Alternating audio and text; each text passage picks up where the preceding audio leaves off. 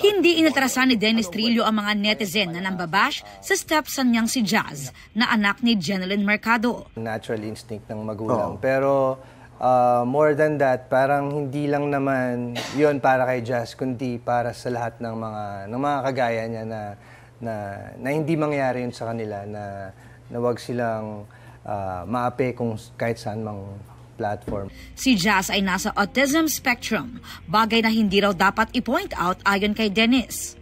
Proud dad si Dennis na sinisigurado ang quality time para sa pamilya, lalo na ngayong extended daw ang seryeng pinagbibidahan nilang mag-asawa na Sanggang Dikit for Real.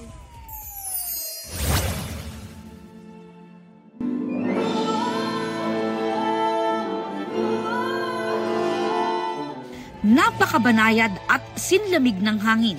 Yan ang powerful at talagang hinangaang rendition ni Angel Guardian ng bagong tadhana, ang OST ng Encantadia Chronicles Sangre, kung saan gumaganap siya bilang Sangre Dea. May na-take na naman ako sa boxes ng mga goal score, mga gusto kong magawa. Hindi lang puno ng tensyon, nag-uumapaw sa hiyaw ng mga kinikilig na fans ang hardcourt sa tunggalian ng mga celebrity mula sa Pilipinas at South Korea sa isang exhibition match kagabi.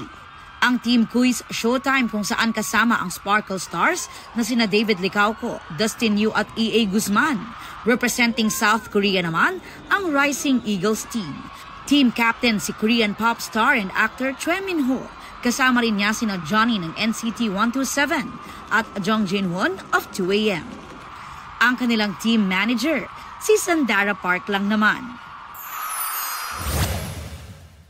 Collab we never thought we needed. Tila ayuda sa mga BL fans na masilayan in one frame si Thai actor Pawat at Sparkle star Michael Sager. Finlex pa nila ang bago nilang handshake.